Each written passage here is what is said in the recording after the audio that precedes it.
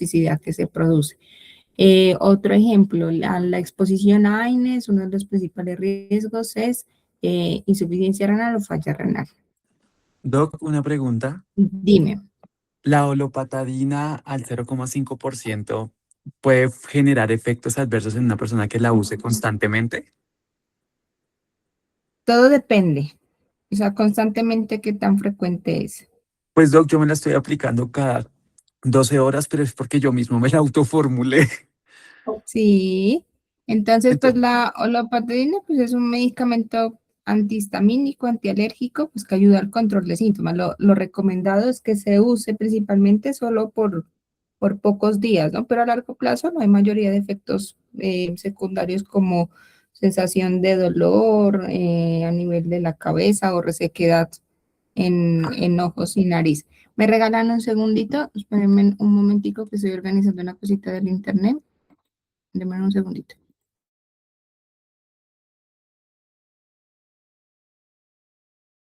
Hola. Sí, Doc.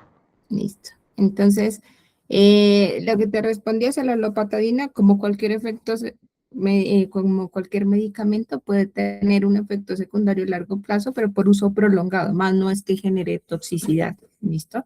Entonces, idealmente con ese tipo de medicamentos es recomendable usarlos por ciclos cortos. Entonces, volviendo acá a la presentación, recordemos que es farmacocinética y farmacodinamia. Entonces, no sé quién se acuerda de ustedes qué es farmacocinética y farmacodinamia. El concepto más sencillo que recuerden de eso.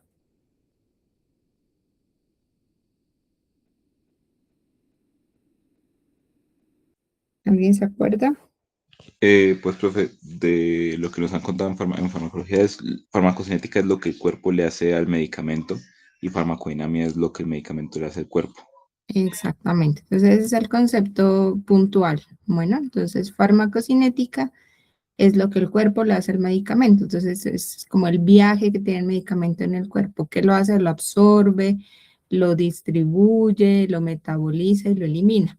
Y la farmacodinamia es el efecto del fármaco sobre el cuerpo. Entonces, básicamente es el mecanismo de acción de la sustancia. ¿Listo? En toxicocinética y toxicodinamia prácticamente es lo mismo, solo que asociado a cualquier xenobiótico.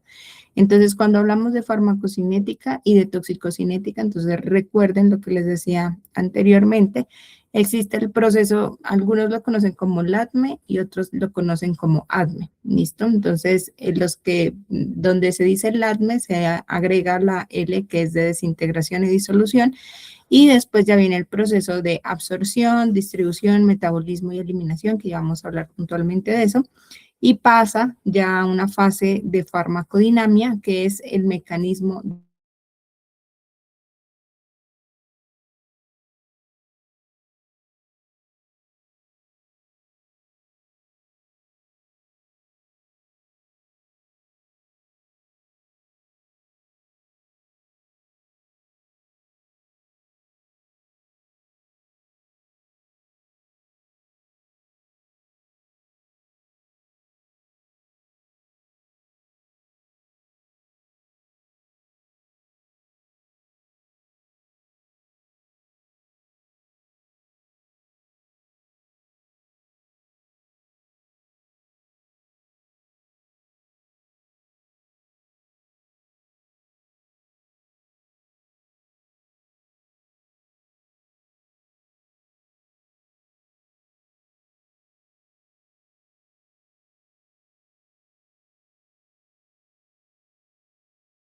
los productos, pacientes. doctora, Dime.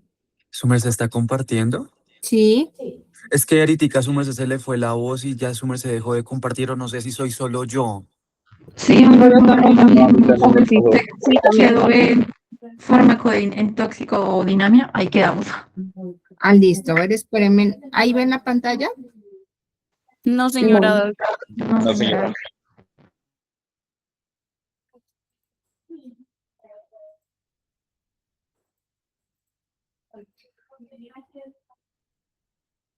Ahí. Sí, ahí Ahora sí, sí. profe. Listo. ¿En dónde quedaron? ¿Aquí? Atrás, Doc. Más atrás. ¿En Ahí. este? Ujú. Listo. Entonces, les decía que estos son los procesos relacionados a farmacocinética. ¿Listo? Entonces, que es el famoso LADME y otros lo conocen como ADME sin la L. Entonces, la L simplemente significa desintegración o disolución. ¿Listo? Y ya viene la absorción, distribución, metabolismo y eliminación que hace parte del proceso farmacocinético, toxicocinético. Y posteriormente ya viene el proceso de farmacodinamia o toxicodinamia, que es el mecanismo de acción. Entonces, ¿cómo se da ese mecanismo? Por unión a receptores, alteración de membranas plasmáticas, de membranas celulares, perdón, intervención sobre neurotransmisores, bloqueos enzimáticos. Esos son como los procesos o los diferentes mecanismos de acción que existen. Entonces, tenemos los dos conceptos claves, toxicocinética y toxicodinamia. Entonces, toxicocinética es derivado de la farmacocinética, es el mismo concepto, solo que está en situación de intoxicación. ¿Listo? Entonces, ¿qué pasa con una sustancia tóxica? Se absorbe, se distribuye, se metaboliza y se elimina. ¿Por qué es importante esta toxicocinética? Porque nos permite determinar cuáles van a ser las intervenciones terapéuticas más apropiadas con estos procesos. Entonces, veo yo si puedo alterar la absorción, entonces, ¿cómo la puedo alterar? Con un lavado gástrico o la administración de carbón activado. La distribución a veces es más complejo, pero el metabolismo sí se puede alterar. En algunos, por ejemplo, en intoxicación por acetaminofén, que la principal toxicidad se da por la producción de NADPQI que se genera en el metabolismo, se puede bloquear con la administración de N-acetilcisteína, que es el antídoto, y en la eliminación principalmente hay sustancias que requieren como medidas extracorpóreas. ¿Listo? Entonces, esta toxicocinética es muy importante también porque nos permite como predecir el inicio y la duración de los efectos tóxicos y monitorizar la eficacia de medidas terapéuticas. ¿Qué quiere decir eso? Entonces, lo que les decía, medidas de descontaminación, si se necesitan, en qué punto pues van a ser efectivas, en qué horas también van a ser efectivas, porque no todas las medidas funcionan en todos los pacientes. Si yo conozco el tiempo de vida media de la sustancia, puedo saber hasta cuánto tiempo mi paciente tiene riesgo de generar complicaciones, entonces eso es importante también tenerlo en cuenta. Y la toxicodinamia es ya el mecanismo de acción, lo que les decía, especialmente pues son como la unión a receptores, si hay alteraciones de membranas plasmáticas, si tenemos alteración de los neurotransmisores, eso ya tiene que ver con la toxicodinamia. ¿Listo? Entonces, ¿qué va a pasar ahí? Hay que tener en cuenta algunas condiciones o unas situaciones especiales. Por ejemplo, los medicamentos en sobredosis o la exposición a xenobióticos, pues van a generar cambios en esas características farmacocinéticas. No es lo mismo que se absorba un medicamento que administramos en dosis única a un medicamento que se toma, no sé, 10, 20, 30 pastillas. Entonces, la absorción pues puede retardarse un poco más.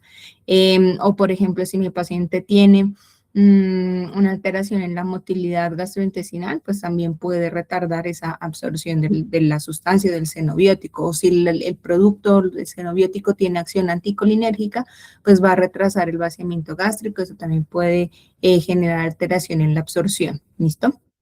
¿De qué también depende? Del individuo. Entonces, de la edad, no es lo mismo una exposición en un niño que en un adulto mayor, que en un individuo pues joven. Si tiene alteración del estado nutricional, entonces recordemos que si hay desnutrición, entonces hay alteración en las proteínas plasmáticas. Hay algunos medicamentos que tienen buena adherencia a esas proteínas, unión a proteínas plasmáticas, entonces se va a alterar como su distribución. La función hepática, entonces va a alterar los metabolismos de algunos productos, la función renal, entonces hay medicamentos pues que su gran mayoría casi de xenobióticos de productos en su más del 80% se eliminan por vía renal, entonces eso también influye mucho. Y por ejemplo, en pacientes que tienen falla cardíaca, pacientes que están en unidad de cuidados intensivos, también tienen cambios en su farmacocinética, pacientes quemados también tienen cambios en su farmacocinética. Entonces, por eso es como muy individualizado también los riesgos asociados dependiendo pues de las condiciones individuales del paciente que esté expuesto. ¿Hasta ahí tienen alguna duda o pregunta?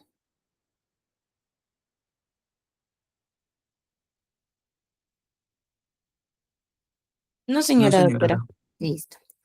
Entonces, vamos allá a hablar puntualmente de conceptos de toxicocinética y de toxicodinámica. Entonces, como hablábamos anteriormente, la toxicocinética es lo que el cuerpo le hace al xenobiótico. Entonces, ¿qué lo hace? Lo absorbe, lo distribuye, lo metaboliza y lo elimina. Entonces, vamos a hablar de absorción.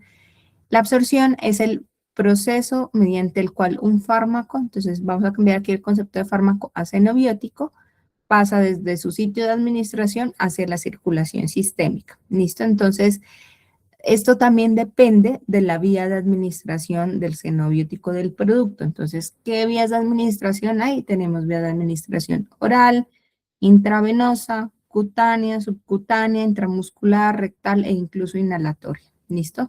Entonces, dependiendo de esta vía de administración, pues también se va a determinar la fracción de sustancia que alcanza la circulación sistémica y la velocidad por la que se absorbe. La vía más común que conocemos, pues es la vía oral, ¿listo? Pero también tenemos exposiciones, créanme que de todas las que están ahí anotadas, yo la única que no he visto es la rectal, pero del resto todas las llegan pacientes con uso de sustancias intravenosas principalmente, pues como pacientes adictos, pero, por ejemplo, una vez tuvimos, cuando yo era residente, un paciente que se inyectó mercurio del termómetro, se lo inyectó con un intento de suicidio, entonces de todo pueden ver. Cutánea, pues que es como la exposición de piel, esto principalmente como en exposiciones por plaguicidas, entonces en los que fumigan y eso tiene ese tipo de exposición. Subcutánea, entonces algunos anticoagulantes, insulinas también. Pasa que llegan o con intoxicaciones voluntarias o porque se confundieron en las dosis de administración de insulina, intramuscular, rectal e inhalatoria y exposición a gases tóxicos principalmente. ¿Listo? Inhalatoria también en algunos pacientes con sumisión química, que son las intoxicaciones delictivas. Entonces, ¿cuál creen que es la vía de absorción más rápida de todas esas que están mencionadas? O sea, de la que puede, como ya recordemos que la absorción es el fármaco, es la cantidad de xenobiótico que alcanza sin alteración la circulación sistémica. Entonces, ¿cuál creen que es como la mejor vía de absorción? O La La intravenosa. intravenosa, ¿No? la intravenosa, exacto, porque todo lo que ustedes administran directamente llega al compartimento vascular, ¿listo? Entonces, pues llega sin alteración, entonces esa es como la mejor vía de administración y por eso el efecto del medicamento es tan rápido, a diferencia del medicamento oral que se demora todavía un poquito en hacer efecto, ¿listo? ¿De qué también va a depender esta absorción? Entonces, lo que les decía anteriormente, no es lo mismo que se absorba una sola tableta o dos tabletas de un medicamento a que se absorban 10, 15, 20 o 30. ¿Listo? Entonces, porque a veces se forman farmacobesoares que son ¿cómo les digo? Como, bueno, va a sonar una forma como coloquial, pero como pegamentos de medicamentos, bolas de medicamentos, o sea, pegadas ahí que no va a permitir también la absorción del medicamento y puede producir también una absorción intestinal. También depende si tenemos una forma farmacéutica con cubierta entérica o las formas farmacéuticas de liberación sostenida o de liberación prolongada. Entonces, ¿qué pasa con las formas farmacéuticas de cubierta entérica? Principalmente, aquí un ejemplo son los antiinflamatorios no esteroideos, ¿listo? Son medicamentos o sustancias que liberan se liberan directamente en el intestino delgado. Entonces, van a proteger al principio activo de que se degrade en los jugos gástricos principalmente. Bueno, y vayan a producir una lesión o una acción gastrolesiva. Entonces, aquí tenemos ejemplo, los AINES, salicilatos también están acá. Las formas farmacéuticas de liberación sostenidas, entonces es cuando el principio activo se libera como de forma constante para pues producir su efecto. ¿Listo? Entonces aquí van a encontrar los medicamentos que dicen XR por lo general o LP, que son de liberación prolongada. Y eso es súper importante porque estos medicamentos, en la próxima clase que lo veamos, tienen una medida de descontaminación diferente al lavado gástrico y carbón activado. ¿Listo? Entonces, eso es súper importante también. Listo, entonces, ¿qué otra cosa va también a intervenir en el tema de la absorción? Es si hay una acción anticolinérgica. Entonces, cuando tenemos los receptores colinérgicos, principalmente los de muscarina, que están ubicados a nivel del tracto gastrointestinal por el mecanismo de acción de algunos medicamentos que bloquean estos receptores, va a haber un retardo en el vaciamiento gástrico. ¿Listo? Entonces, hay otros también, por ejemplo, los opioides que retrasan el vaciamiento gástrico. Entonces, un efecto común de los medicamentos opioides tipo morfina, metadona, hidromorfona, oxicodona, ustedes siempre van a escuchar cuál es, estreñimiento. ¿Listo? Entonces, eso también tiene que ver mucho cuando yo voy a definir una medida de descontaminación en mi paciente. ¿Qué medicamentos tienen acción anticolinérgica? Antidepresivos tricíclicos, antihistamínicos, fenotiacinas, entre otros, y pues los opioides también no es que tengan acción anticolinérgica, pero pues por la ubicación de los receptores, opioides también pueden facilitar el retardo en el vaciamiento gástrico. Entonces, lo que les decía, esto me permite determinar una medida de descontaminación y en cuánto tiempo lo voy a hacer. Porque si yo tengo un paciente que, no sé, entonces un ejemplo, que se expuso a antiinflamatorios no esteroideos. Si ustedes recuerdan, los antiinflamatorios no esteroideos tienen mecanismo de acción anticolinérgica, ¿sí o no? Sí, Doc, ¿cierto? Porque inhiben las COX. No tiene nada que ver con eso. No, no. Lo anticolinérgico tiene que ver con receptores muscarínicos principalmente. Los AINES sí tienen efecto sobre la COX, pero la COX no tiene nada que ver no tiene relación con el efecto colinérgico. ¿Listo? Entonces, los AINES no tienen acción anticolinérgica. Bueno, entonces tengo un paciente, 20 años, que se tomó, no sé, 40 tabletas de naproxeno y llega dentro de los 40 minutos posterior a la ingesta del medicamento. Entonces, y tengo otro paciente, el paciente 2, que tiene 30 años, que se tomó 30 tabletas de amitriptilina. ¿Y ustedes saben qué es la amitriptilina? ¿A qué grupo farmacológico pertenece? Es un antidepresivo tricíclico, creo. Ajá, entonces, y tiene acción anticolinérgica, ¿verdad? Como está ahí. Entonces, porque la amitriptilina tiene como 10 mecanismos de acción, entre esas están los receptores de muscarina. Entonces, pero este paciente me llegó una hora, bueno, perdón, el primer paciente les he dicho que 40 minutos, pero cambienle el tiempo a 2 horas. Y este otro paciente 2 que se tomó la amitriptilina llegó también 2 horas posteriores a la ingesta. ¿En cuál paciente creen que se va a beneficiar más de una medida de descontaminación gastrointestinal? ¿El primero o el segundo? ¿El del naproxeno o el de la amitriptilina? En ese tiempo, en las 2 horas. El primero porque no tiene el efecto anticolinérgico. ¿Quién dice más? ¿Alguien opina otra cosa?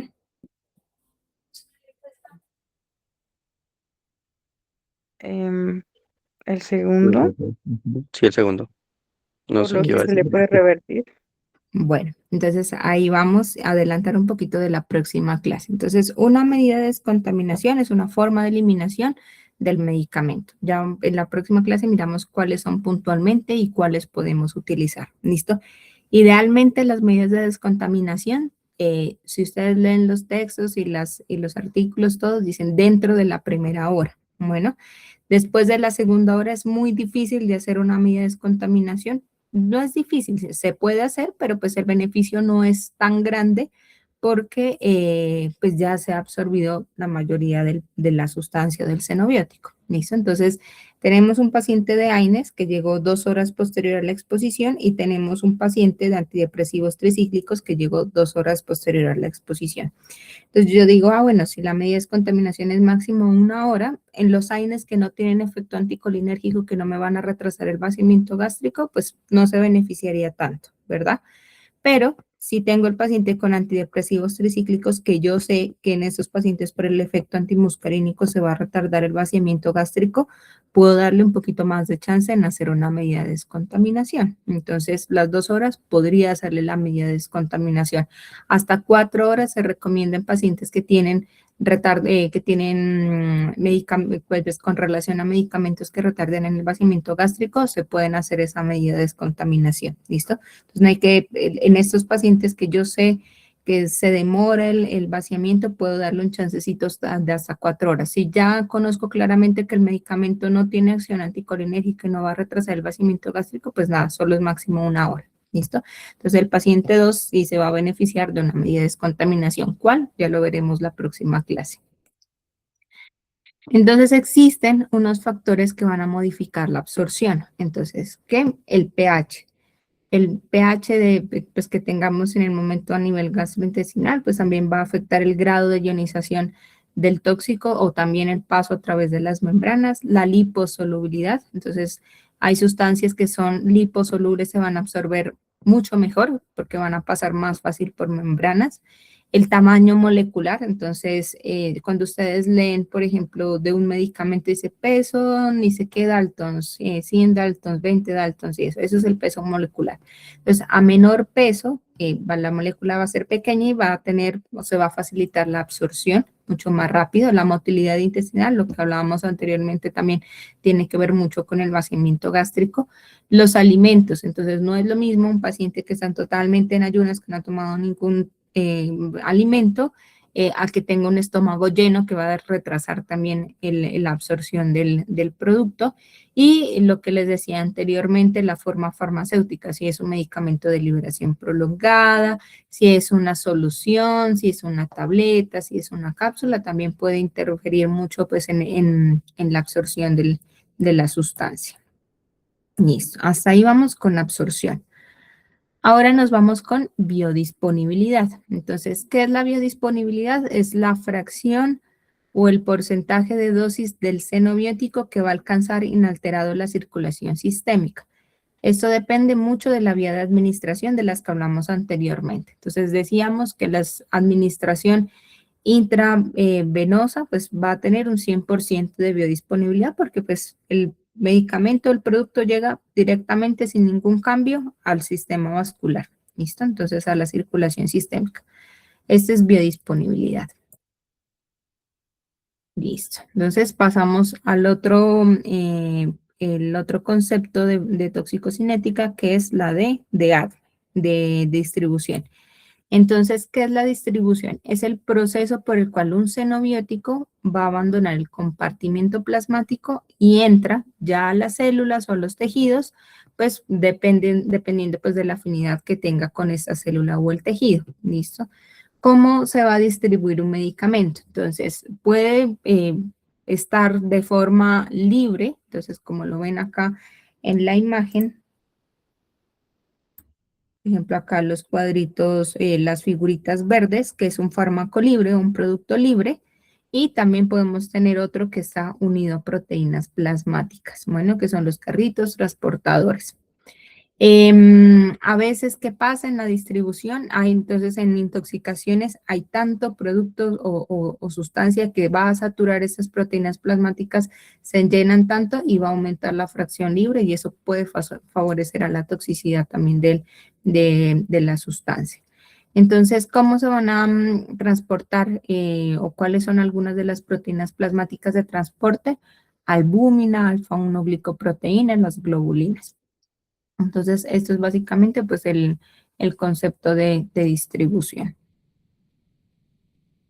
En distribución es importante tener en cuenta también qué es el volumen de distribución aparente o el famoso BD. Entonces, esto va a permitir o mide qué tan disperso está un fármaco en el cuerpo respecto a la sangre. Entonces, hay un volumen de distribución alto y hay un volumen de distribución bajo. ¿Listo? Entonces, el alto quiere decir que va a haber mayor adherencia a los tejidos y el bajo es que va a quedarse más en el torrente sanguíneo. ¿Listo? Entonces, aquí está una gráfica que nos explica las dos cosas. Volumen de distribución pequeño va a permanecer más en el compartimento intravascular. ¿Qué quiere decir eso? Que se une muy poco a los tejidos, hay mayor concentración plasmática y el volumen de distribución alto, que se distribuye más a los tejidos, entonces se une más a los tejidos y órganos, tiene menor concentración plasmática y tiene gran distribución fuera del plasma. ¿Por qué esto es tan importante? Entonces, si ustedes recuerdan en farmacología, cuando uno revisa los medicamentos,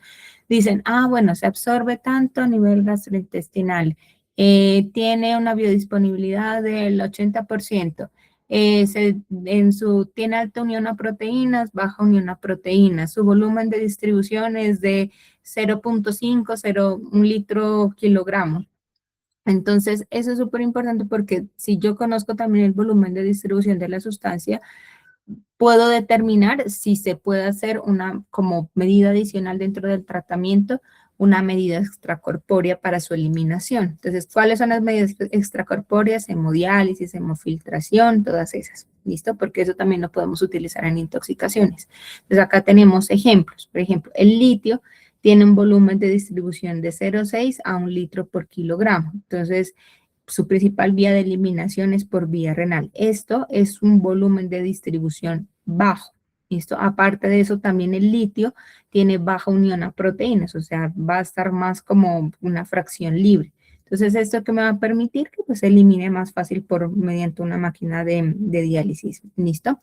A diferencia de una sustancia que tenga alta unión a proteínas, porque va a ser como más difícil de retirarla de esas proteínas, y que tenga un volumen de distribución alto. Por ejemplo, los antidepresivos tricíclicos tienen volúmenes de distribución de 10 a 20 litros por kilogramo. Entonces, son muy liposolubles, se van a depositar mucho en los tejidos y, por ende, la hemodiálisis no va a ser tan útil porque va a ser mucho más difícil retirarla de esos tejidos. ¿Listo? Entonces, ahí ¿queda claro? ¿Tienen alguna duda o pregunta? Profe, para el volumen de distribución depende si se une o no a las proteínas, o sea, principalmente. No, porque por ejemplo, esas ya son características propias de los medicamentos que se han identificado en los estudios. Pero mira que sí, o sea, ahorita como para entender un poquito la pregunta, no tiene que ver el volumen de distribución claramente con la unión a proteínas, pero sí la mayoría de medicamentos que tienen alta unión a proteínas tienen volúmenes de distribuciones altos, ¿listo? Pero sí se puede encontrar alta unión a proteínas con volúmenes de distribución pequeños. Son muy raros, pero puede haber. Ok, gracias, Doc. Listo. Entonces, ya en la próxima clase miramos cuáles son como los puntos claves para decir yo, bueno, este paciente sí lo puedo dializar, este paciente no se puede dializar como medida de intervención de terapéutica. Listo. Entonces, ahora nos vamos a la última fase de toxicocinética, que es la eliminación. En la eliminación encontramos el metabolismo y la excreción. ¿Listo? Entonces, el metabolismo principalmente se da a nivel hepático. ¿Qué es a nivel hepático? Se da biotransformación. Entonces, ¿qué va a pasar en ese metabolismo que es principalmente hepático? Va a haber modificación de la actividad farmacológica del xenobiótico. Entonces, puede haber inactivación, puede producirse un producto inactivo en otro activo. Entonces, no sé si ustedes han escuchado que dice, bueno, producción de un metabolito a nivel hepático que es activo, que es el que va a dar la propiedad farmacológica. O inactiva, a nivel hepático se inactiva también el xenobiótico. ¿Listo? Entonces, ¿qué va a pasar en este proceso de biotransformación? Entonces, es producción de metabolitos principalmente, que van a ser más hidrosolubles, que van a facilitar su eliminación por vía renal, que es como la de la gran mayoría, pero pues también hay otras vías de eliminación que no son tan frecuentes, pero existen. ¿Listo? Entonces, en la biotransformación, dos fases principalmente, con el mismo objetivo, facilitar la eliminación, o sea, de ese metabolito se facilite su eliminación por vía renal o pues por donde se elimine principalmente. Recuerden que se puede activar el xenobiótico o inactivar también. Entonces, en la fase 1 tenemos reacciones de oxidación, reducción e hidrólisis, principalmente en la fase 1, que es importante, los citocromos P450. Entonces, eso que uno se olvida por allá en fármaco, que no dice, ay, no, qué pereza lo de las CYPs, pues en eso es muy importante. ¿Por qué es importante las CYPs? Porque dependiendo de la vía de metabolito que tengan, por ejemplo, hay medicamentos que se biotransforman por 3 a 4. Entonces yo tengo que saber cuáles son por 3 a 4 y digamos allí por 12-9. Entonces, porque puede haber interacciones entre esas dos vías y se puede puede ser inductor o inactivador de este metabolismo. Entonces, ¿qué puede facilitar que haya o no concentración farmacológica a nivel plasmático? O sea, que cambie y que pueda hacer efecto terapéutico, subterapéutico o efecto tóxico. ¿Listo? Entonces, eso es importante. La fase 2, que son reacciones de conjugación, principalmente glucuronidación, metilación y conjugación con glutatión. Entonces, eso de las enzimas, pues no lo vamos a reforzar. Entonces, recuerden, fase 1 tiene que ver con todos los citocromos principalmente. Entonces, si ustedes recuerdan, o no sé si se acuerdan, de los conceptos de inducción o inhibición de citocromos. Entonces, ahí nos vamos lo de la fase 1 de biotransformación hepática que tiene que ver con el sistema CYP 450, que son los citocromos, ¿listo? Entonces, ¿qué pasa cuando hay una inducción? Entonces, ustedes ya han escuchado conceptos que dicen, bueno, este medicamento es inductor de CYP 3 a 4. Entonces, ¿qué quiere decir? Que va a aumentar la actividad enzimática de ese citocromo, aumenta el metabolismo de estos fármacos o de los tóxicos y disminuye su concentración-efecto. Entonces, ¿qué quiere? En otras palabras, o sea, que se estimula ese citocromo y se va a metabolizar muy, muy, muy rápido y el efecto de plasma o la concentración plasmática pues va a ser menor y pues no va a tener tanto efecto. ¿Listo? A diferencia de inhibición, que inhibición es como que vuelve al citocromo lento. Va a disminuir la actividad enzimática, disminuye el metabolismo del xenobiótico y va a aumentar su concentración y riesgo de toxicidad. Entonces, inducción es rápido e inhibición es lento. Entonces, al ser rápido, se metaboliza súper rápido y no va a haber tanta concentración y el efecto va a ser menor. A diferencia que si es lento, va a ser más despacio y pues va a tener mayor concentración del producto y pues aumenta el riesgo de efectos secundarios. ¿Listo? Estos conceptos son importantes para tener en cuenta en las interacciones farmacológicas. Si ustedes recuerdan la clase pasada, les dije, un paciente puede intoxicarse porque pues estuvo de forma voluntaria o de forma accidental por una interacción farmacológica. Eso principalmente se dan en los pacientes polimedicados. ¿Listo? Entonces, ejemplos de medicamentos que son inductores de CYP, entonces la carbamazepina, fenitoína, fenobarbital, rifampicina, esta que dice hierba de San Juan, que es un producto homeopático. Con los homeopáticos también hay que tener mucha precaución. Y pues medicamentos que son principalmente inhibitorios de citocromos, macrólidos, azoles, amiodarona, el jugo de toronja también es un inhibidor de citocromos, entonces hasta eso toca preguntarle al paciente cuando toma medicamentos que tengan, si toman productos herbales o eso, idealmente con los herbales no recomendamos, pero por ejemplo la toronja, que es como la naranja, que sí tengan un tiempo prudente desde que se toma hasta que se ingiere el medicamento, pues para evitar este tipo de interacciones. ¿Listo? Entonces recuerden, la inducción puede disminuir la eficacia de medicamentos o xenobióticos y la inhibición puede aumentar el riesgo de toxicidad de estos xenobióticos. Y eso es importante pues en cuanto a las interacciones farmacológicas que pueden también generar toxicidad. ¿Dudas o preguntas? Doc, Hay alguien que levantó la mano. Doc, con respecto a la inducción y a la inhibición, ¿tenemos alguna prueba para identificar si algún paciente es, por ejemplo, un metabolizador más rápido que otro, exceptuando, por ejemplo, un fallo hepático que pues es evidente que no Sí. tiene inhibición? Existen pruebas farmacogenéticas, se llaman así farmacogenéticas, que permiten determinar ¿qué es? La actividad de esos citocromos. Yo creo que, bueno, voy a buscar, una vez que atendí un paciente, o sea, no se piden de rutina, ¿no? Espérenme un segundito a ver si la encuentro. Una paciente una vez que me envió. No se piden de rutina, pero en quién se pueden pedir es, por ejemplo, en esos pacientes que es muy difícil saber si el medicamento está funcionando o no. Entonces, pacientes que le han hecho un montón de pruebas, de manejos farmacológicos, y no funcionan, no funcionan, no funcionan, se puede saber qué pues, está pasando con los citocromos. Entonces, bueno, les voy a enviar acá. Esperen, acá les corto. Aquí le corté el nombre del paciente porque es un niño.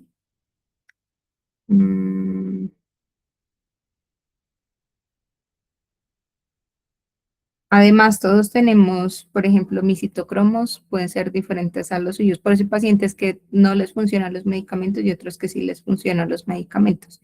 Entonces, eso tiene que ver con las variaciones también genéticas que nosotros tengamos. Entonces, por ejemplo, si ustedes miran la imagen, en este paciente analizaron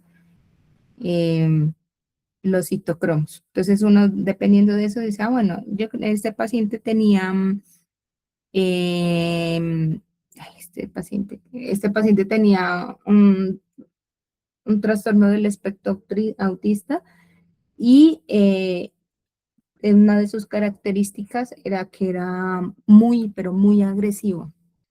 Y a ese niño le habían dado de absolutamente todo, le habían dado risperidona, le iniciaron antidepresivos, bueno, ¿qué no le habían iniciado a ese niño para que como que se frena? Tenía ácido valproico y nada le funcionaba. Entonces, enviándole esas pruebas, uno pudo, o por ejemplo, le enviaban a dosis súper bajitas y hacía efectos secundarios. Entonces, eran incluso a dosis subterapéuticas, el niño hacía efectos secundarios. Entonces, ya con ese estudio de farmacogenética pudimos determinar qué se podía administrar o si en algunos pacientes tocaba darle la dosis, en algunos medicamentos se podía dar la dosis máxima o se podía dar la dosis subterapéutica y que iba a ser un efecto terapéutico. Entonces, que este caso fue bastante chévere y lo hace pensar pues mucho a uno. Entonces, miren, ahí dice, del CYP3 a 5 era un metabolizador lento. De acá, en el detalle de los genotipos, entonces ya sale como todos los CYPs y dicen, bueno, este es metabolizador normal, intermedio, alto, bajo. Entonces, por esas pruebas se pueden determinar. Gracias. Listo. Listo, entonces. Y la última fase, que es la de excreción, sabemos que la gran mayoría de xenobióticos se eliminan pues por vía renal, ¿listo? Entonces, ¿qué va a pasar? Pues se eliminan de forma inalterada u otros ya en forma de metabolitos activos o inactivos. Entonces, en la excreción renal tenemos tres cosas puntuales. Entonces, hay filtración glomerular, que es un mecanismo pasivo. Se elimina la fracción de fármaco libre en función del peso molecular. Entonces, si tiene un peso molecular bajo o pequeño, pues va a ser mucho más fácil que se elimine por ese proceso. El de secreción tubular, que es un proceso activo y saturable, que afecta principalmente al medicamento libre y el que está unido a las proteínas plasmáticas. Y ahí también el proceso de reabsorción tubular, que es difusión pasiva a favor de un gradiente. Entonces, hay productos o medicamentos que tienen reabsorción tubular, por ejemplo, el litio. El litio se elimina una parte y otra parte se reabsorbe, entonces recircula. Por eso el efecto del medicamento puede durar mucho tiempo o incluso después cuando veamos litio, hay una intoxicación crónica por litio que se produce por este mecanismo. Otras vías de eliminación que no son las más frecuentes, pero estamos. Las gases, la pulmonar, donde se eliminan gases y vapores, pues de exposición inhalatoria, la de leche materna, saliva, lágrimas e incluso por sudoración. Entonces, leche materna, cuando revisamos fármaco, entonces se dicen, bueno, ese medicamento pasa por lactancia materna o no, y eso también pues puede involucrar al menor. Por ejemplo, pacientes con mujeres con consumo activo de sustancias psicoactivas, por ejemplo, cannabis. El cannabis pasa un montón por leche materna y hemos tenido pacientes que la madre es consumidora de cannabis, lacta a su bebé y detectamos pruebas toxicológicas positivas para cannabis en el bebé. Entonces ya se imaginarán que ese cannabis es el efecto que hace en un bebé. Entonces eso es súper importante. Listo. Y este concepto que sí quiero que siempre lo tengan en cuenta, que es el tiempo de vida medio. Entonces, Como les decía al principio en toxicocinética, que uno debe saber durante cuánto tiempo puede observar a un paciente. Esto depende del tiempo de vida media del xenobiótico o del fármaco. Entonces, es el tiempo requerido para que la concentración plasmática del fármaco disminuya en un 50%. Entonces, este es un concepto súper importante porque aquí en esta imagen podemos mirar, ¿listo? Entonces, ustedes cuando revisan un medicamento dicen, bueno, el tiempo de vida media es 8 horas. Entonces, ¿qué quiere decir eso? Que a las 8 horas va a haber una reducción del 50%, ¿listo? Y en intoxicaciones, por lo general, los xenobióticos se eliminan de 5 a 7 vidas medias. O sea, quiere decir, ustedes multiplican y dicen, bueno, si en una media es de 5 horas, de 5 vidas medias que manejamos. Digamos, si la vida media del medicamento es 8 horas y se eliminan 5 vidas medias en su totalidad, ¿qué quiere decir eso? 8 por 5 son 40 horas. Entonces, hasta 40 horas posterior a la exposición, voy a tener el riesgo que mi paciente tenga complicaciones. ¿Qué quiere decir eso? Que lo voy a observar básicamente casi 2 días, 48 horas en observación a mi paciente. ¿Listo? Entonces, aquí tenemos esta gráfica que dice, bueno, en el eje de las Y tenemos la concentración plasmática y en el X el tiempo en horas. Entonces, la hora 0, cuando es la administración del medicamento o la exposición a la sustancia, podemos tener un 100% de la concentración plasmática. En este ejemplo de acá dice, al tiempo de vida media es 5 horas. ¿Qué quiere decir? Que a las 5 horas ya vamos a tener una concentración plasmática un 50% del xenobiótico. A las 10 horas, o sea, posteriores a la hora 0, ya vamos a tener un 25. A las 15 el 12.5, a las 20 el 6.25 y probablemente a las 25 ya no vamos a tener menos del 3%. ¿Listo? Entonces, lo que les decía, y eso también depende mucho porque vamos a administrar medicamentos cada cierto tiempo. Entonces, si ustedes ven y dicen, bueno, hay medicamento que es administración cada 24 horas, ejemplo, no sé, el escitalopram. El escitalopram, por ejemplo, que es un antidepresivo, siempre se utiliza una dosis al día. Entonces, ¿qué quiere decir eso? Que el tiempo de vida media de este producto va a ser 24 horas. Entonces, que si yo hoy me lo tomo a las 10 de la mañana, mañana a las 10 de la mañana probablemente ya tenga el 50% de la concentración plasmática, pero ya este 50% pues no va a tener un efecto terapéutico, entonces necesito volver a administrar la dosis para alcanzar ese 100% y encontrar el efecto terapéutico. ¿Listo? Eso también es una base porque administramos medicamentos cada cierto tiempo, cada 8, cada 12, cada 6, que es como los horarios más frecuentes, y cada 24. ¿Listo? ¿Aquí quedó claro o tienen alguna duda o pregunta? Doctora, digamos en la terapia cuádruple que se utiliza para la erradicación del Helicobacter pylori, digamos, se tiene establecido que los tiempos de administración del medicamento es cada 12 horas, o bueno, por lo menos eso es lo que yo he visto. En caso de que una persona se llegue a pasar una horita, ¿el efecto se Pues mantendría? si vas, por ejemplo, no sé, tenías que tomarte el medicamento, hagámoslo con esta tabla. Entonces, empiezas a las 12 del mediodía, que digamos es la hora 0, y tienes que tomarte a las 5 de la tarde la próxima dosis, pero ay, me olvidé y son las 6, entonces no me va a hacer efecto. Pues a las 6 tú te lo puedes tomar, solo que ya no vas a encontrar el 50% del efecto terapéutico, sino que va a haber un poquito menos. Pero el tal es que vuelva a alcanzar este 100% de concentración plasmática. ¿Listo? O sea, no quiere decir que no vaya a hacer efecto, pues vuelve a hacer el efecto, solo que pues estás demorándote aquí, con la concentración plasmática pues no va a ser del 50%, sino un poquito menor. Pero igual cuando te la tomes, vuelve otra vez a alcanzar el 100%. Ay, vale, doc, muchas gracias. ¿Listo? Yo siempre, por ejemplo, en la consulta, en mis consultas llegan mucho, por ejemplo, pacientes con interacciones farmacológicas a la consulta externa o polimedicados. Entonces, son pacientes que toman 6, 7, 8 medicamentos. Bueno, eso tiene más que ver con interacciones. Entonces, por ejemplo, en la parte hospitalaria, cuando si ustedes rotan en el hospital, o han estado hospitalizados o algún familiar suyo, cuando le van a administrar los medicamentos, le pasan todas las pastillas de una y tómese todo. ¿verdad? Pero eso es por tiempos, porque pues es difícil que en un piso de 20 camas la jefe de enfermería tenga que, bueno, a las 8 le doy ya vengo a las 8:15 y le doy la otra pastilla. Es muy complejo porque a las 8:15 ya tiene que estar entre 2 o 3 pacientes administrando el medicamento. Pero, por ejemplo, en casa es diferente, uno lo puede manejar y dice, bueno, tómese este medicamento a las 8:30 el otro, para evitar interacciones farmacológicas, porque eso también, esas interacciones farmacológicas pueden bloquear la absorción de medicamento, y al bloquear la absorción del medicamento, pues va a disminuir la concentración, la biodisponibilidad del medicamento, y por ende se va a alterar todo lo que hemos hablado ahora. ¿Listo?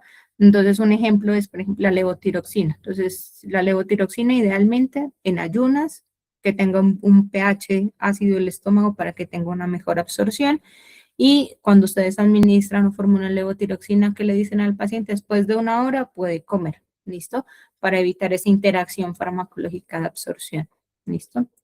Entonces son como algunos ejemplos de estos conceptos que hemos mirado ahorita de toxicocinética y que hemos recordado de farmacocinética. Bueno, entonces ahí cerramos con toxicocinética. Entonces aquí es como una imagen de resumen.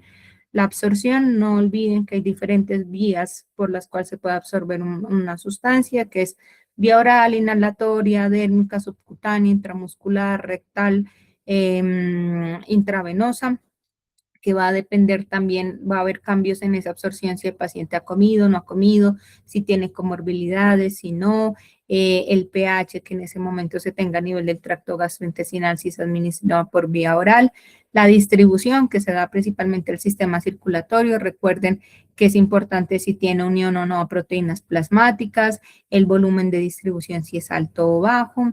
Ahí pasamos al metabolismo, que se da principalmente por 2 fases, que es la fase 1, principalmente que es de los citocromos, y fase 2, que es de conjugación, en donde en el metabolismo se van a producir metabolitos activos o inactivos.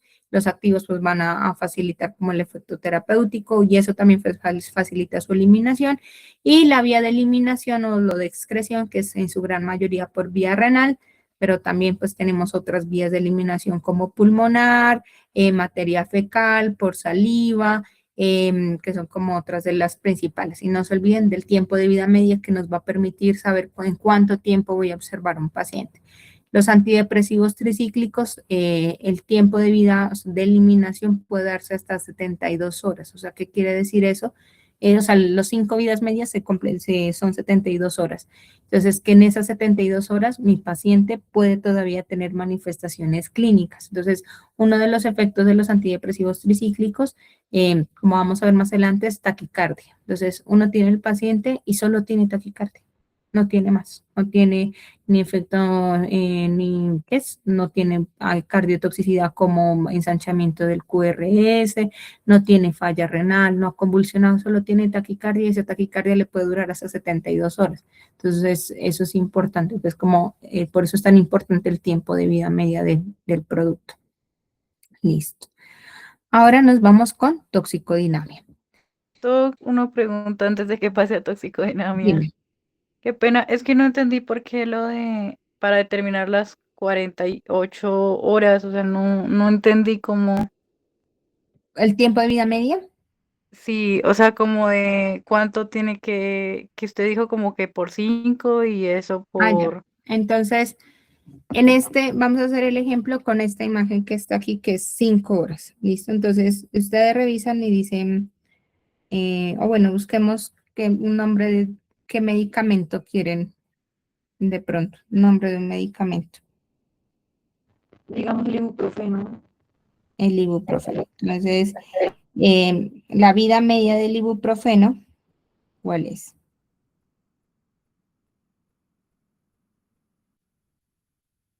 Entonces, la vida media del ibuprofeno no es tan alta, más o menos va de 2 a 4 horas.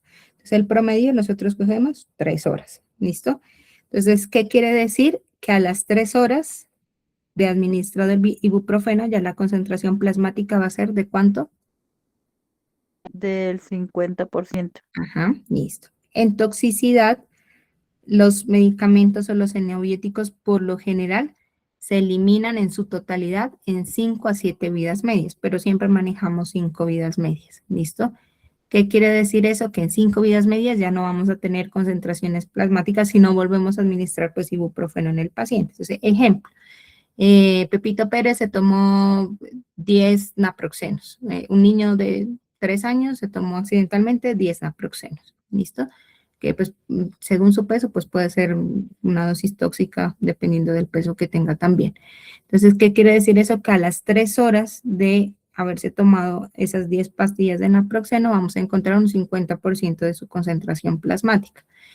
Pero pues como fue en toxicidad, entonces ese tiempo se va a prolongar a 5 vidas medias. Entonces, ¿qué quiere decir eso? Que esas 3 horas, que es la vida media, yo quiero saber en cuánto tiempo más o menos ya no voy a encontrar nada, nada, nada, nada, o la menor concentración plasmática, lo multiplicas por 5 y ahí te da 15 horas. Entonces, en esas 15 horas es donde mayor riesgo de presentación de manifestaciones clínicas va a tener mi paciente. ¿Listo? Entonces, idealmente ese va a ser como el tiempo de observación de mi paciente. Bueno, eso asociado a otros factores. Le tomé paraclínicos, cómo salieron los paraclínicos, cómo están las manifestaciones clínicas y eso. ¿Ahí quedó claro o todavía Sí, confuso? Doc. No, ya ¿Ya? lo entendí. Muchísimas gracias. Listo. Bueno, ¿alguien tiene alguna otra duda o pregunta o todo quedó claro? Si tienen preguntas, Referente a ello, entre la dosis del tóxico, ¿no será que puede llegar a afectar esa cantidad de 5 vidas medias? por eso, o sea, lo que te digo, en toxicidad es más o menos de 5 a 7 vidas medias donde se elimina totalmente la sustancia. En toxicidad. Porque, por ejemplo, ¿qué pasa? Cuando tú estás en una opción terapéutica, por eso se envía, no sé, cefalexina cada 6 horas. Entonces, tú sabes que a las 6 horas tienes que volver a administrar o tomar el medicamento para volver a ese 100%, ¿listo? En cambio, en toxicidad solo es una dosis única y ya. O sea, si tú te tomas 30 tabletas de acetaminofén, no vas a esperar 6 horas, o es muy raro, ¿no? Que vuelvas a esperar 6 horas para volverte a tomar otras 30 tabletas. Si no te tomas las 30 tabletas ya, o te encuentran con síntomas gastrointestinales o decides asistir al servicio de urgencias, entonces ahí uno ya empieza a jugar con los tiempos de vida de media de eliminación para saber hasta cuánto tiempo tengo riesgo de complicaciones o por lo menos voy a saber hasta cuánto tiempo el medicamento puede andar circulando por ahí generando efecto tóxico. Y es el tiempo que en promedio yo voy a observar a mi paciente.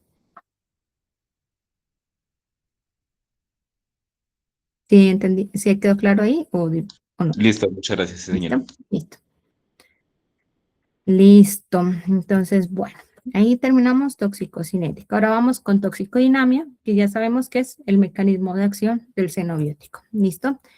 Entonces, es básicamente qué pasa en esos mecanismos de acción. Puede haber unión a receptores, bloqueos de enzimas, activar canales, alterar membranas, interferir con metabolismo celular. Entonces, si ustedes se acuerdan del famoso ciclo de Krebs que uno no le, pues que cuesta aprenderse a principios de la carrera de medicina, en toxicología es importante porque hay productos o xenobióticos que bloquean o alteran el ciclo de Krebs, alteran toda la cadena de respiración celular. Por ejemplo, algunos de ellos hay fluoroacetato de sodio, que es una sustancia altamente tóxica que se utiliza como rodenticida. El cianuro también altera todo ese metabolismo celular. Hay sustancias que generan estrés oxidativo, otros que alteran la neurotransmisión. ¿Listo? Entonces, un ejemplo, por ejemplo, tenemos una exposición a organofosforados. Organofosforado, que es un plaguicida que se utiliza principalmente pues, para algunos tipos de cultivos. ¿Listo? Que puede haber intoxicaciones accidentales, por ejemplo, la persona que fumigó sin elementos de protección personal o la bomba con la que fumigaba pues estaba rota y puede haber absorción dérmica, o el paciente que quiso pues acabar con su vida y tuvo una ingesta voluntaria del organofosforado o pues del producto. ¿Listo?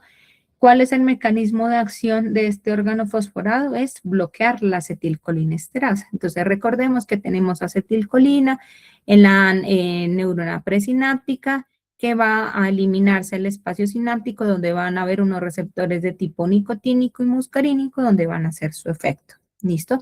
Entonces, esta acetilcolina se degrada por medio de la acetilcolinesterasa, que es una enzima, ¿Y qué va a pasar con estos organofosforados? Van a bloquear esa acetilcolinesterasa, por ende va a aumentar las concentraciones de acetilcolina en ese espacio sináptico y por ende pues ya van a estar los efectos relacionados a la sobreestimulación de esos receptores de tipo muscarínico o nicotínico. ¿Listo?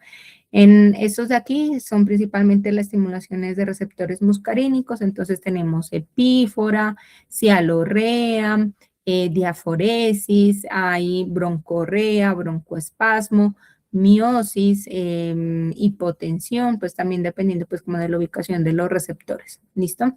Entonces eso es como un mecanismo de acción de una sustancia tóxica. ¿Qué hizo? Es bloquear una enzima, que es la acetilcolinesterasa, y esto favorece al efecto tóxico de la sustancia. Entonces recordemos que es un receptor, es un sitio de acción o el blanco donde pues se va a unir una sustancia y pues va a facilitar una respuesta celular.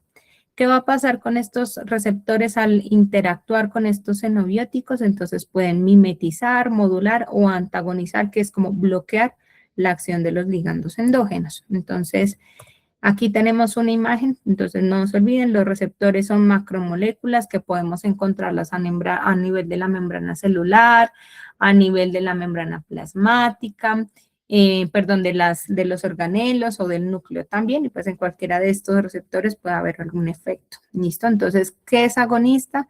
Entonces, ese receptor, ese xenobiótico se une al receptor y va a incrementar la actividad celular. Entonces, por ejemplo, han escuchado que se agonista de receptores histamínicos, agonista de receptores muscarínicos. ¿Listo? Entonces, el antagonista es todo lo contrario, o sea, va a haber un bloqueo de esos receptores.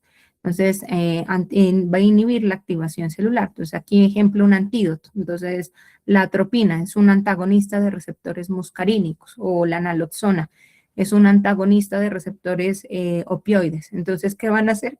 La naloxona va a bloquear el efecto de los receptores opioides. ¿Listo? Entonces, como una llave que le echa, o es como el seguro que se le pone a una, ¿qué es? A una puerta, pues para que no vaya a tener su efecto, se vaya a abrir y genere estimulación a lo que está buscando generar estimulación. ¿Listo? Entonces, eso es como básicamente lo que está aquí descrito en este cuadrito, que es un agonista, que es un antagonista. ¿Qué tipos de receptores encontramos? Los que nos importan a nosotros son dos. Los receptores ionotrópicos, no inotrópicos de corazón, no, sino iono, de iones, y los receptores metabotrópicos. ¿Listo? Entonces, ¿cuáles son? Los metabotrópicos son los que funcionan por segundos mensajeros. Los canales iónicos o ionotrópicos son poros que van a estar a nivel de la membrana plasmática y van a favorecer el flujo selectivo de iones a favor de un gradiente químico y eléctrico. ¿Listo? Entonces, eso va a depender si la membrana está polarizada o despolarizada y se abren por señales específicas. Entonces, principalmente pues por ligandos extracelulares, dependen de voltaje o no, u otros se abren por fuerzas mecánicas que se ejercen sobre ellos. Entonces, ¿cómo vamos a encontrar esos canales de iones? Pueden estar en reposo, pueden estar canales activos, que es un canal que va a estar abierto todo el tiempo, o un canal inactivo que no responde a ningún tipo de estímulo o cambio de voltaje. Entonces, miren, este es un receptor ionotrópico y ¿qué van a permitir? Pues el paso de iones. Entonces, ¿qué iones? Sodio, potasio, cloro, calcio, magnesio. Y esto es súper importante porque estos iones o estos canales ionotrópicos, por ejemplo, los encontramos a nivel del sistema nervioso central o en corazón, y hay muchos productos o xenobióticos que pueden generar bloqueo de estos canales, entonces nos pueden generar neurotoxicidad o nos pueden generar cardiotoxicidad. ¿Listo? Entonces, aquí encontramos canales de sodio. Entonces, ¿qué van a permitir? Pues es la entrada masiva de sodio. Y pues hay algunas sustancias que pueden bloquear estos canales, como tetrodoxinas, acitoxinas, que esas principalmente son como toxinas animales. Hay otras sustancias como que van a facilitar que se abra ese canal y entre mucho sodio. La batracotoxina, que es como una sustancia tóxica de algunas ranas que son venenosas, son como algunos de los ejemplos. O, por ejemplo, hay algo que es bloqueadores de canales de sodio, como los antidepresivos tricíclicos, pueden bloquear esos canales de sodio y pues nos van a facilitar también cardiotoxicidad, principalmente ensanchamiento del QRS. Canales de calcio, entonces encontramos diferentes tipos, los L, N, P, T, R, entonces estos más que todo dependen como del sitio de su ubicación y cómo pues van, como su acción, si son lentos o si son rápidos principalmente.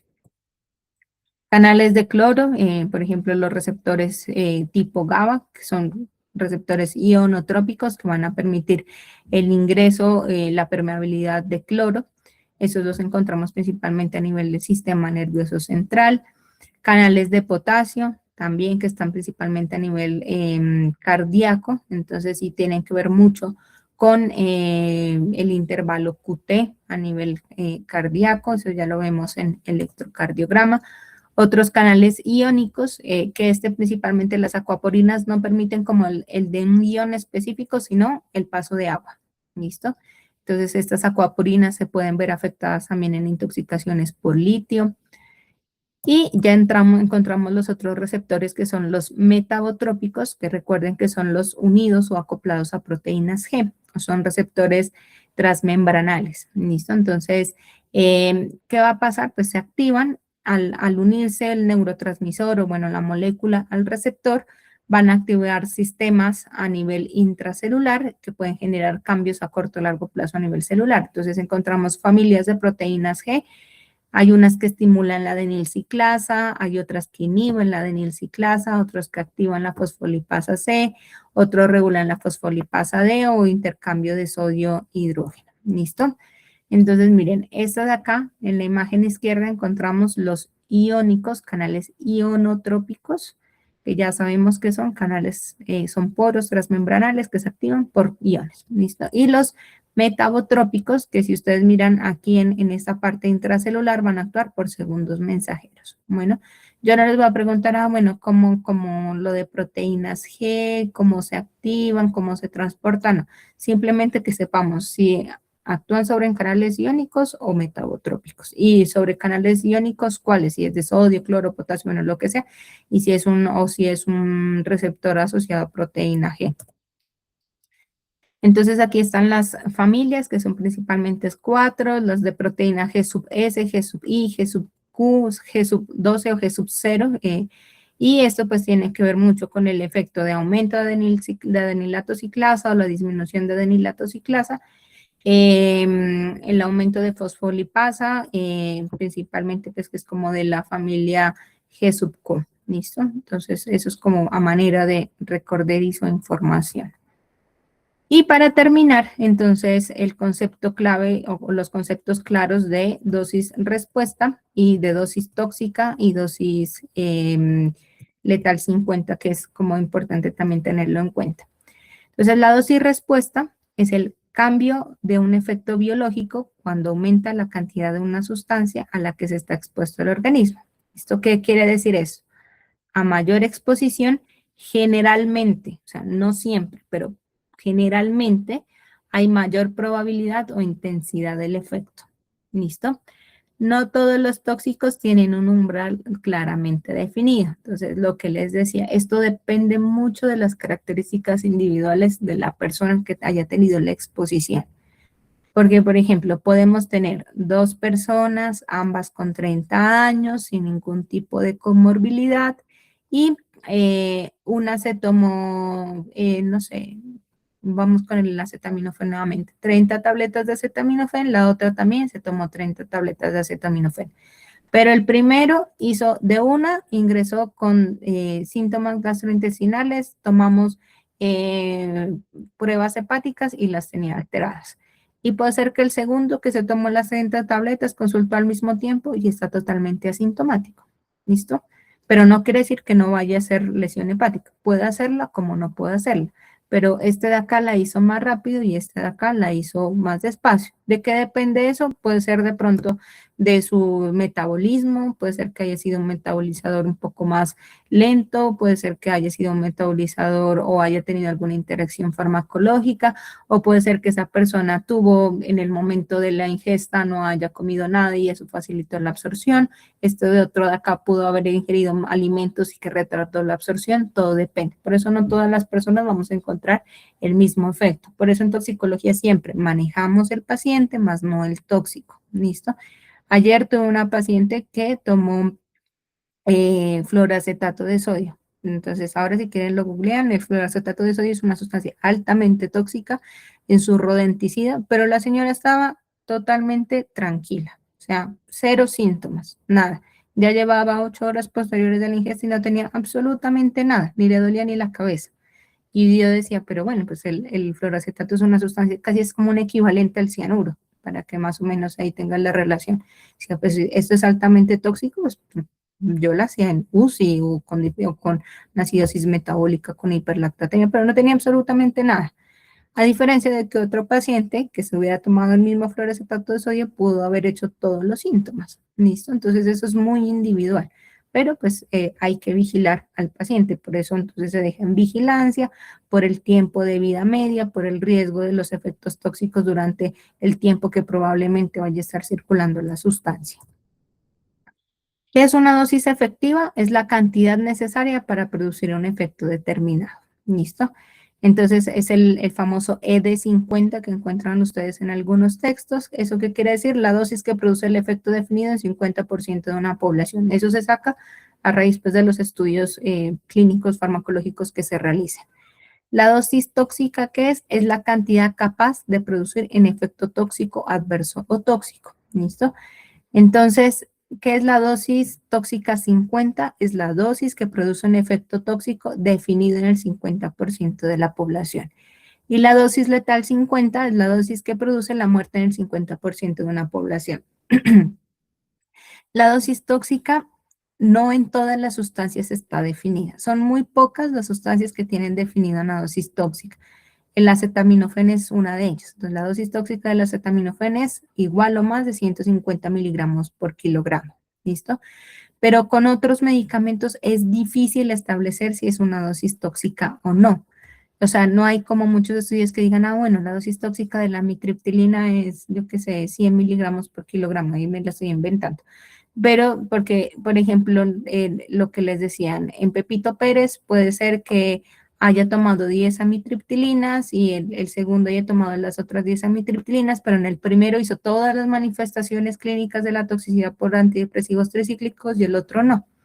Entonces, eso es muy variable, o sea, depende pues como del individuo, las comorbilidades y también pues, de todo lo que hemos hablado de farmacocinética, pues para que se generen efectos tóxicos o no. ¿Listo? Listo. Entonces, lo que les decía, la dosis ingerida no necesariamente determina directamente el efecto clínico. Eso es muy variable. Eso depende de todo el proceso de toxicocinética y de todo también la toxicodinamia. Entonces, el efecto tóxico depende de la toxicocinética y de la toxicodinamia en conjunto. Entonces, una dosis alta siempre significa una intoxicación grave, no necesariamente. Eso depende de la sustancia, la vía de exposición, la toxicocinética que hablamos, la susceptibilidad individual, la edad del paciente, sus comorbilidades, si requirió o no medidas de descontaminación a tiempo. Entonces, por ejemplo, este paciente que se tomó las 30 tabletas de acetaminofén llegó dentro de la primera hora y yo le hice medidas de descontaminación con carbón activado, eso me va a disminuir mucho la absorción del medicamento y es probable, o sea, tengo que iniciar el antídoto porque probablemente le dé dosis tóxica, pero es muy probable que no vaya a ser lesión hepática, a diferencia que el otro paciente que llegó, no sé, una hora, también dentro de la primera hora, pero no le hice medidas de descontaminación y se absorbió todo el producto y facilitó o desarrolló falla hepática. ¿Listo? Eso es muy variable, por eso les digo, siempre hay que tratar el paciente, no el tóxico, ¿no? Listo, chicos. ¿Tienen alguna duda o pregunta? Doc, una duda.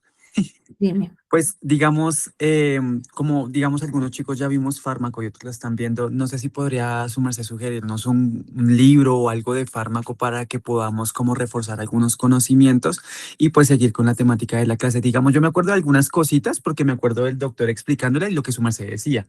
Pero entonces hay otras en las que en serio me falla porque pues realmente fármaco nunca fue muy fuerte y sufrí mucho. Entonces no sé si su merced nos Sí. podría sugerir Por algo. ejemplo, yo aquí en el Drive les compartí, no sé si ya les llegó la invitación del Drive. Sí, señora. Ya. Eso, ahí en el Drive hay un libro de fármaco. Hay dos. Bien. Miren, este de Katzung o la de Velázquez. ¿Listo? En cualquiera de esos pueden encontrarlos como los conceptos claves o básicos de farmacología. En cualquiera Ay, de doc. esos. ¿Listo? Listo, doc. Muchas gracias. Listo. Entonces, ¿qué es lo importante? O sea, que ustedes tengan en cuenta es, uno, la toxicocinética básica. Que, por ejemplo, digan, ah, bueno, este medicamento tiene buena absorción o no tiene buena absorción. No, yo no les voy a preguntar exactamente, se absorbe en un 90, 95%. No, es que eran en un 96%. O sea, ¿tiene buena absorción o no tiene buena absorción? Ya. Por dónde se distribuye, si se une o no a proteínas, si tiene buen volumen de distribución o no. Entonces, no es necesario que decir, ah, bueno, este tiene 5 litros por kilogramo, o sea, ¿tiene alto o tiene bajo? Porque si tiene alto volumen de distribución, sé que es muy probable no lo voy a poder dializar, pero si tiene un volumen bajito, sé que probablemente lo voy a dializar, no se puede dializar, ¿listo? Y el mecanismo de acción, eso sí es súper importante. Entonces, sí, ¿cuál es su forma de actuar? Porque créanme, si ustedes conocen el mecanismo de acción, ya conocen cuáles son los riesgos relacionados a toxicidad. ¿Listo?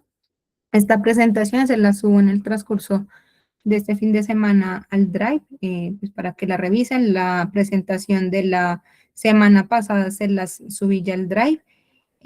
Las clases sí van a quedar los sábados, no podemos hacer clases entre semana. La semana pasada hubo como un cruce de información con otros profes, entonces pues ya hablé con el director de la escuela y se aclaró eso, entonces no hay mayor problema, vamos a quedar los sábados. El próximo sábado vamos a ver la clase de manejo inicial de paciente intoxicado, que también es virtual, y para que se programen, la clase del 22 es presencial. Yo ya les digo a qué horas. La del 15 igual es a las 8 de la mañana, en esta semana les envío la invitación, igual la programo por ahí, y la del 22 es presencial, yo ya les digo a qué horas nos encontramos ese día. Hablé con el doctor Oscar, que es el Oscar Omar, bueno, no me acuerdo, el director de la escuela, y dijo que nos va a ayudar como para poder hacer un taller de simulación un sábado que podamos cuadrar para que podamos como reforzar estos conceptos de las medidas iniciales del paciente intoxicado que vamos a ver a partir de la semana. ¿Listo? ¿Dudas, preguntas?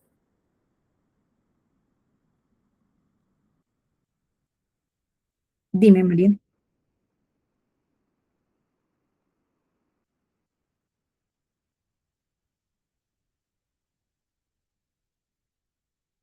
¿Cómo así?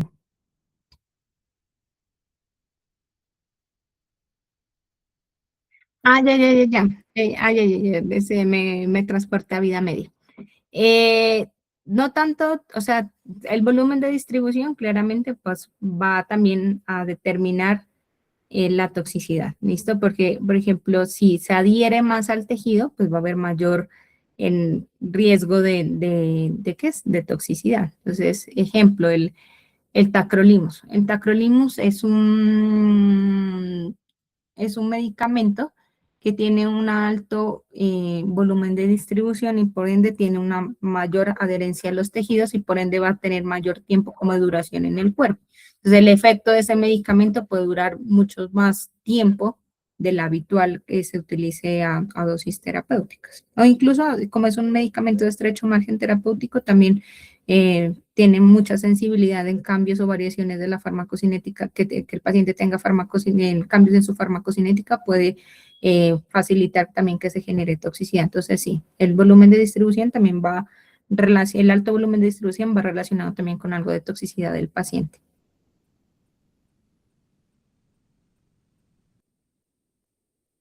Listo. ¿Alguna otra pregunta? Doc, yo no me quedó 100% claro lo de o sea, lo del tiempo de vida media en toxicidad. O sea, sí entendí que después de cierto tiempo que baja el 50% y eso, pero no entendí muy bien cómo funciona ese mecanismo en toxicidad. O sea, en toxicidad lo que tienes que tener en claro que se